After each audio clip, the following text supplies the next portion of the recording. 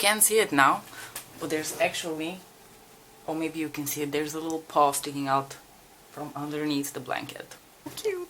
Hello lovely guys, welcome back to my channel. Today I'm doing a first impressions of my Auric products that have finally found their way here. I'm not going to do a very long introduction about the brand because I think by now you've heard everything you needed to hear about it, but let me just quickly say a few words in case you have never heard of Glow by Auric.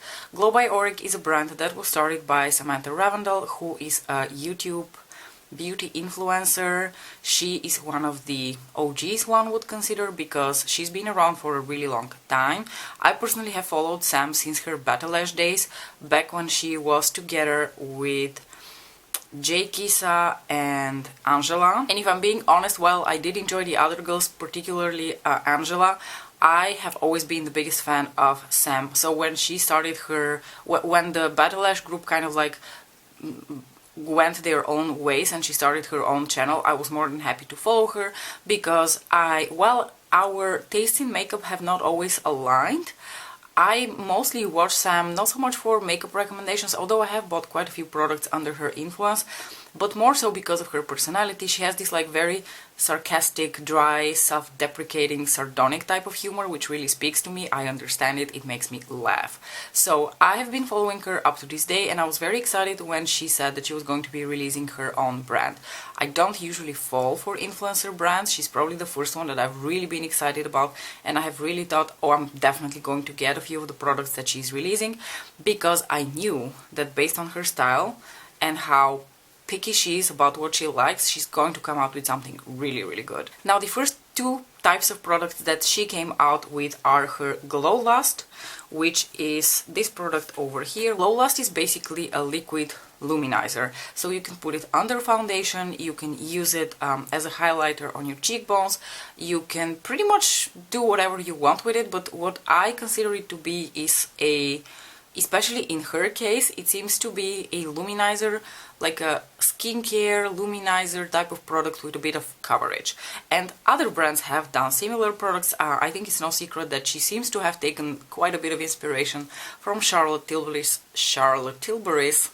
Hollywood Flawless Filter, which personally I have never tried, so unfortunately I cannot make that comparison for you. You're going to have to resort to other channels if you want to know what the differences between the Glow Lust and other types of products in this category are. I am going to compare to one product that I use in that type of category, and that is the MAC Strobe Cream. With that, I wanted to also open a little side note here with regards to the fact that a lot of people have been upset, let's put it that way, upset that she seems to have practically copied products from brands that she enjoys.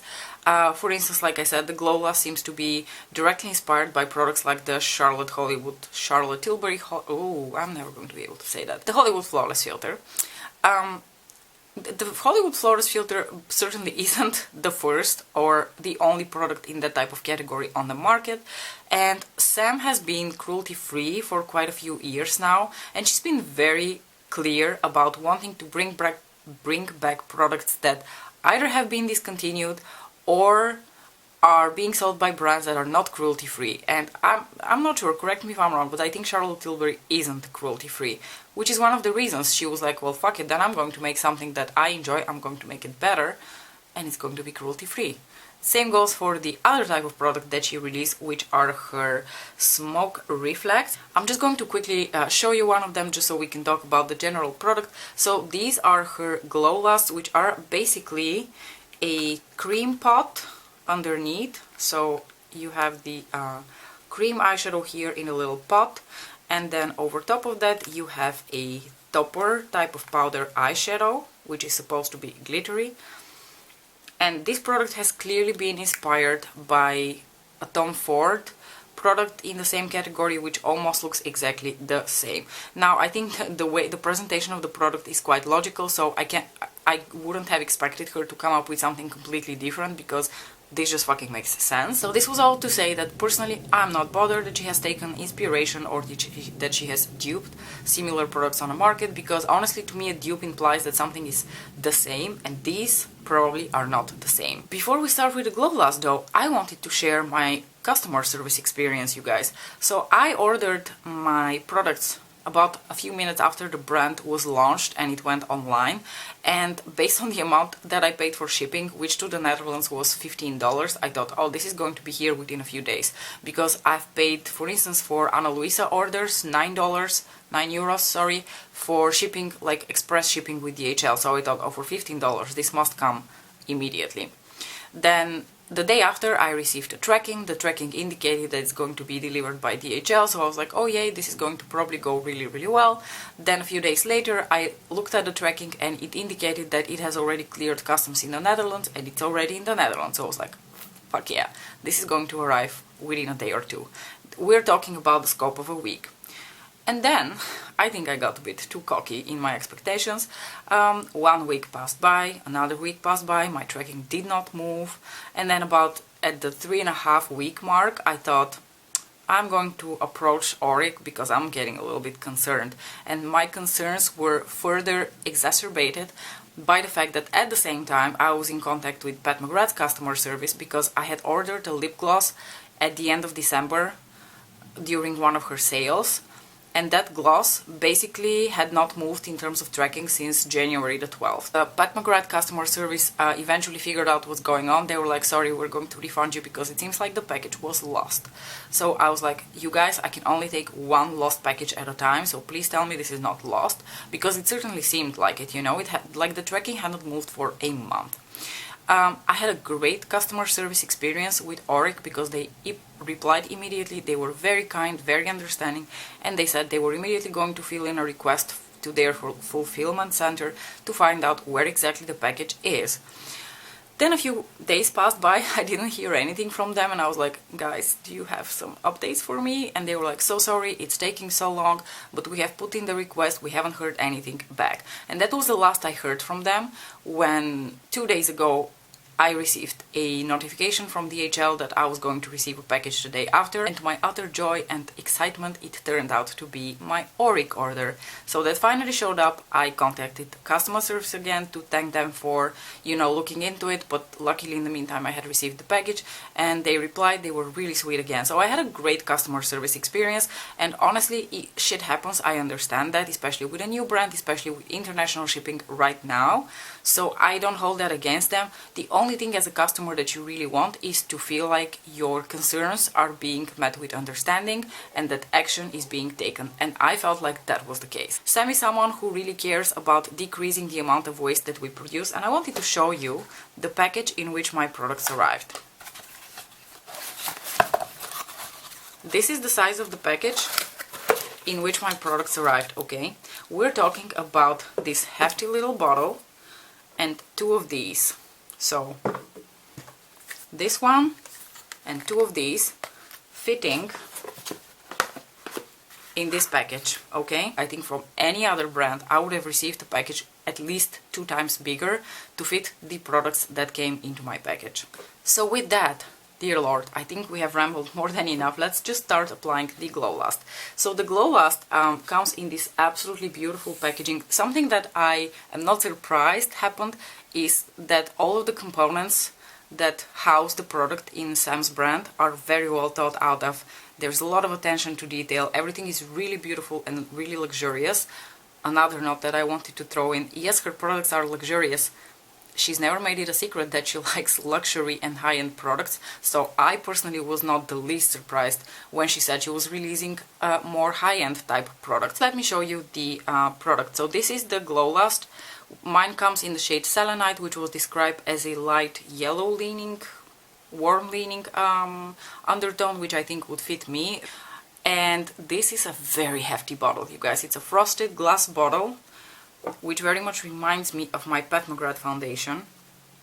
They feel about as heavy and luxurious when I hold them in my hands. This is a €70 foundation. And on the lid here you have the little like slit which is supposed to imitate like the product dripping.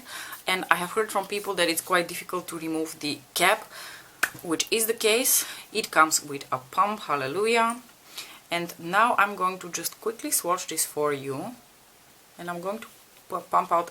Can you see? I think it's incredible that you can use the pump to also dispense these kinds of little amounts, because with this type of product I personally will probably not be using a lot. I will probably not be covering my whole face with it, so I want to be able to control that I only use this amount of product. The product is quite thick, as you can see. It's not really runny, it's not really going anywhere, it's just standing here like a little droplet. And when I blend it out, you can absolutely clearly see that there is some coverage to it, and it has this beautiful like glow to it. There's no glitter, there's no shimmer, it's just glow. As I said, I don't have another reference point than the MAC Strobe Cream, so I am going to quickly apply a little bit of that as well. It's basically kind of in the same category in the sense that it's a liquid luminizer, and you can use it underneath foundation, mix it in with foundation, or use it as a highlighter on your cheekbones. I usually use it as an luminizer on my face before I apply concealer and foundation. So this is how the Strobe Cream from MAC looks like. You can see that the consistency and the color are completely different. This will not have any coverage. In fact, this has a little bit of a pink hue to it because there's a pink shimmer running through it. When you blend it out, you don't really see the shimmer, but you can definitely tell that it has a little bit of that, you know, very nice glow to it. Once again, I would say the Strobe Cream from MAC doesn't have like obnoxious glitter or shimmer in it. It just has like the lightest pink hue to it, because also the shade that I have, I think, is called Pink Light, and I know that they have other shades. For instance, they have Peach Light and stuff like that, so this is definitely not the only shade, but you can clearly see that one of the biggest differences is this has coverage to it. There is a little bit of a base color here, which is lacking here. And now, without further ado, let's finally apply the Glow Lust to my face. I am going to pump out a relatively small amount, and I'm going to use this the way I would normally use the Strobe Cream, and I rarely use Strobe Cream all over my face. I use Strobe Cream all over my face mostly when I feel like my skin is really dry, which I don't feel like is the case at the moment. So what I am going to do is I am going to start applying the product where I would normally be using my Strobe Cream. Usually I would use my Strobe Cream especially underneath my eyes, and then I would take it here onto my cheekbones. And I would probably avoid using it on my forehead, nose, or here, because I know that I get oilier during the day, and I don't want to create the effect that I'm oily. I want to create the effect that I'm glowing from within. So I'm going to grab my little Sonia G mini base brush, which is my favorite to apply these types of products, and I'm going to blend the product here underneath my eyes, take it onto my cheekbones, and a little bit here onto my cheeks. And you can definitely tell, you know, I didn't use much, but it's adding a really beautiful glow underneath my eyes and onto my cheekbones. You know what, just for the sake of the video, because I am very curious, and I'm going to leave an update of that in the description box below, I am going to apply a tiny bit of that here also on my forehead, where I would normally be hit by light, which is right here. Going to blend it out. Just to show you, it looks like a really beautiful glow. It doesn't look like you're oily. Now I'm going to apply my foundation, and I'm very curious whether the glow, especially here, will be able to peek through underneath the foundation and also on my forehead. So I am using, by the way, the last bits of my Estee Lauder Double Wear Light Foundation, which I am almost finished with. Also keep in mind, I don't use a very heavy hand when I apply foundation. I like a thin layer of foundation, so you can clearly see that the product is still peeking through, and in a very beautiful and non-offensive way. Next I'm going to apply a concealer, because I'm very curious how this looks underneath a concealer, because for me, especially light underneath my eyes just makes me feel so much more awake. I'm going to grab my Clarins Instant Concealer, again with my Sonia G mini base brush, and I'm just going to lightly blend the concealer and the foundation together over top of the Glow Lust. Oh, this is making my under eyes really like beautifully reflective. You can definitely see the Glow Lust peeking through from underneath the concealer and underneath the foundation, because it really hits the high points and the under eye area very beautiful. Now I'm going to powder my face. Be warned, I never really powder this part of my face because it makes my under eyes look very crappy and it dries my skin out, so I actually never really powder there, but I am going to powder here and I'm curious whether you can still see the glow.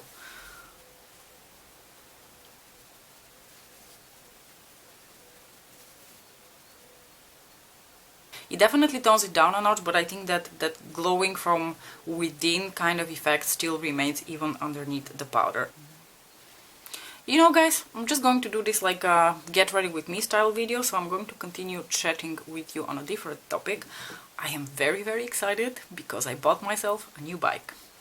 I've been living in the Netherlands for the past 15 years, and if you guys didn't know that, the major way of transportation in the Netherlands is a bike, especially if you work in the same city as you live and you don't have to travel too far. Like, I've always lived about 10-15 minutes away from the city center, from my workplace, so I've never really had to make much use of transportation. I do occasionally take the bus if I'm feeling really lazy or it's pouring outside, although I don't even do that anymore because I have a fantastic raincoat. There have been times I've resorted to that. If you live in a different town, most people will either have a specific sports bike that they use for that kind of commute, or they will go by train. So that's to say, bicycles are pretty much indispensable in a Dutch household.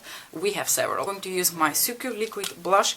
So over the years I've had a variety of bikes, and usually the way things go here is when you're a poor student, you have a bike to reflect that. You have a really crappy, basically a bike that's this close to falling apart, because most of the time you're going to go out to party, you're going to leave your bike whatever place, and you really don't want it to be stolen.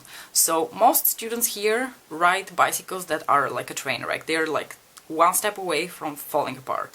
So these are the kind of bikes I've had throughout most of my life here, and finally a few years ago I bought myself the so-called mama bike.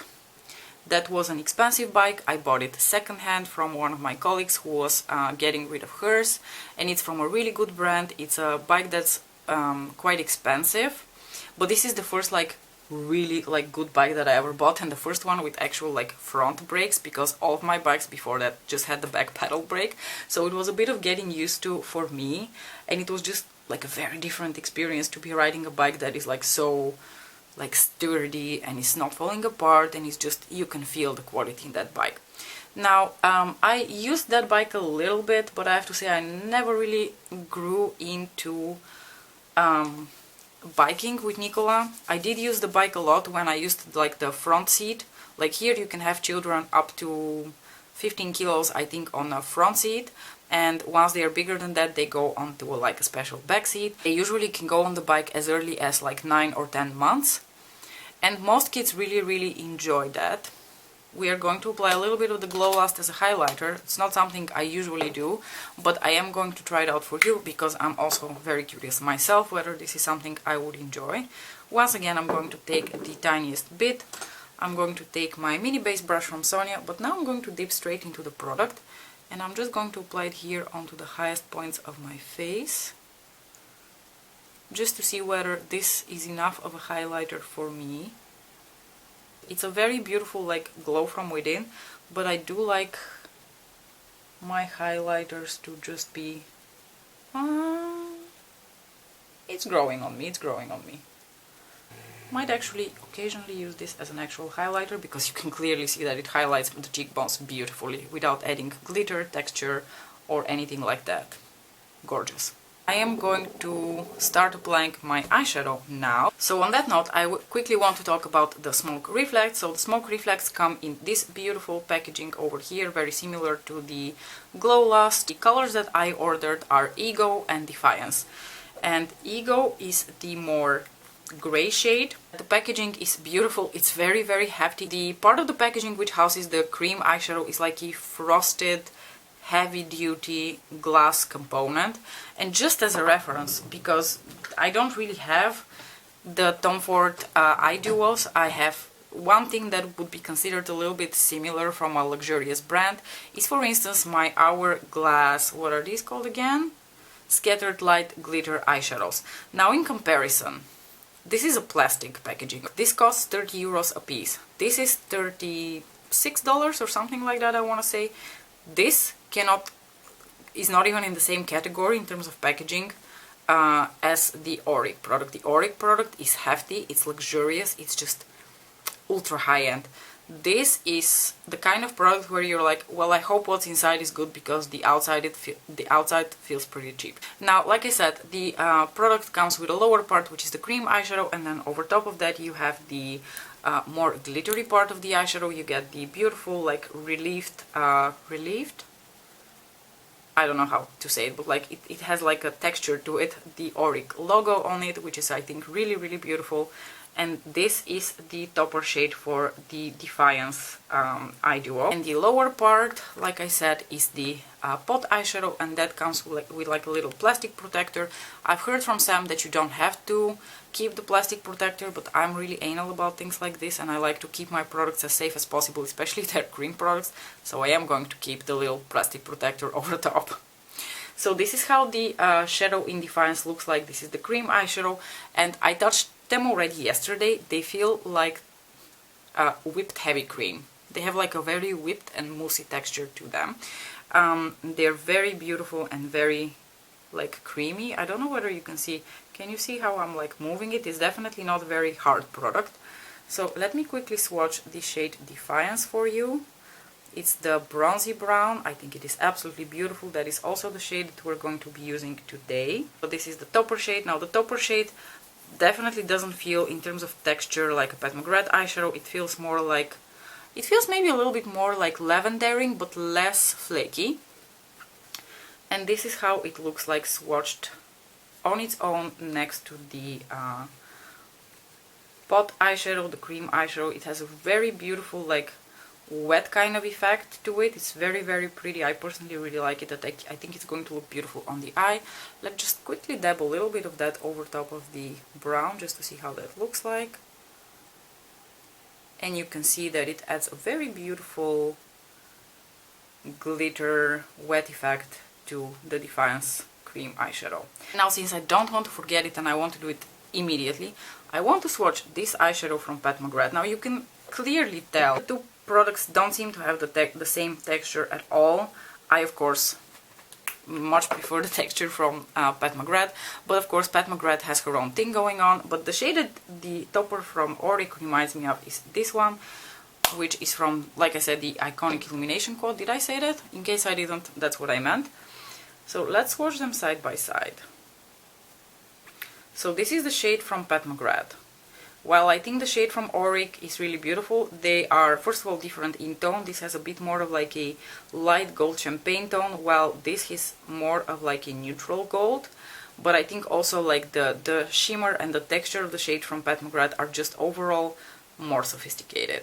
And last but certainly not least, let's swatch the other eyeshadow, which is the shade Ego, which is the Smoky gray eyeshadow. So this is how the cream part of the eyeshadow looks like. It's a very deep gunmetal gray.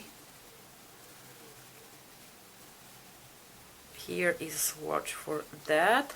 What I really like about this particular shade is that it has a little bit of those like olive green undertones to it, and I love me a gray with olive green undertones. This is the topper eyeshadow, which has an even stronger green tone to it, like this sage green gray. Beautiful. This is the topper shade of Ego. I really, really like this one. Let's apply a little bit of the topper over top of the cream eyeshadow, just to give you an indication what they look like when they're layered. Oh, this looks absolutely beautiful. Now, yours truly hasn't really used a cream eyeshadow like this in a very, very long time, if at all. So I'm not really sure how I'm supposed to apply it, but what I think I'm going to do is I'm going to apply, like, I'm going to concentrate it just with my fingers onto the lid, and then I'm going to grab my jumbo blender from Sonia G. But to go back to my Mama Bike story, so I bought the Mama Bike. I used it a little bit, especially when I was when I had Nicola on the front part of the bike. By the way, I've already primed my eyelid, so I do have an eyeshadow primer underneath, and I'm going to do one eye at a time in terms of blending, because I'm not sure how quickly these dry. So I'm going to start blending the eyeshadow now through my crease. Wonder what happens if I pick up the product on the brush, because this is a undyed goat hair and supposedly I can use it with cream product, so I'm going to actually apply a little bit of that. Oh, that's working really well. Anyway, so I used the Mama bike for about 2 years, but I grew to really not hate it, but like have a very like complicated relationship with it, because due to the fact that it's a Mama bike and it's supposed to support the kid on the bike, it's a very heavy bike, very heavy. And I always really struggled with that because I'm a tiny person and I was really struggling with that bike. So now that Nikolai is a little bit bigger, he's very mobile and I'm really scared to bike with him because I feel very like insecure on the bike when I'm biking with him, and that's not a good state of mind to be biking with a small child. So actually I've decided to let go of the Mama bike and just buy myself a good like city bike. And I bought such a beautiful bike and I'm so excited for it.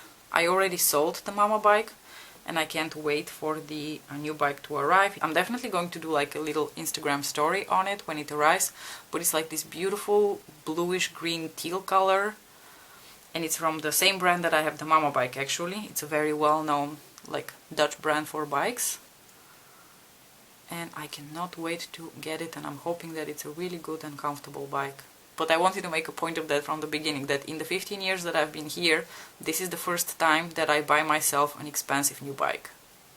That has never happened before. It only took me 15 years. So this is blending out just fine, you guys. I'm not having any issues applying the product with the brush, blending it out. You do have enough time to do your blending before the product has set.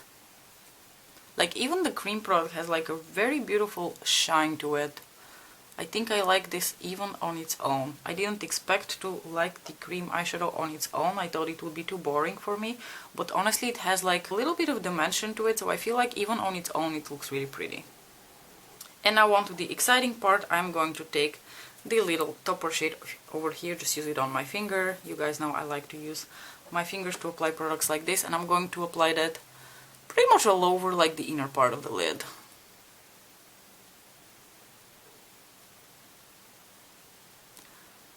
Oh, that is beautiful. Now I'm going to take this little brush over here. This guy is the flat definer from Sonia G, and I'm going to take a little bit of the powder topper shade and apply that into my inner corners. I'm going to use this same brush to apply the shade also onto my lower lash line. We're going for like an exceptionally simple look today. Now, because this is a cream product, I'm actually also going to use it into my waterline. I don't normally do that because I use like pencils, but this is a cream product, so it should fit into my waterline just fine.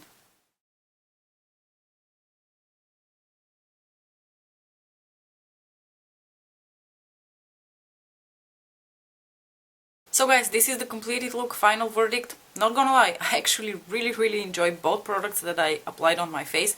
I am absolutely loving the effect that the Glow Lust has on my skin. It just has exactly the kind of effect that I'm looking for in a product like this, which is a lit from within kind of look. I also do love the eyeshadow that I applied today, the shade Defiance. It is a beautiful, like neutral, bronzy shade. It's, how can I describe it? It's subtle but impactful at the same time, and it is exactly the type of product that I would expect of someone like Sam, who nowadays really likes to wear these types of products. Something that is subtle but has impact to it, and the shade that I'm wearing right now is exactly that. So overall, I am giving a glowing review to Glow by Auric because I think they've done a fantastic job. Congratulations to Sam, because I think she has also like really poured her heart and soul into making these products, and it really shows. Now with that, I'm going to close off the video. If you have any additional questions or requests, please let me know. If you would like me to also test out the shade Ego for you on camera, I would be more than happy to do so. But overall, I'm really pleased with all the products that I bought from Auric. Thank you so much for watching. I hope you enjoyed this video. If you would like to see more of my face, don't forget to like and subscribe, and I'll see you in my next one. Bye!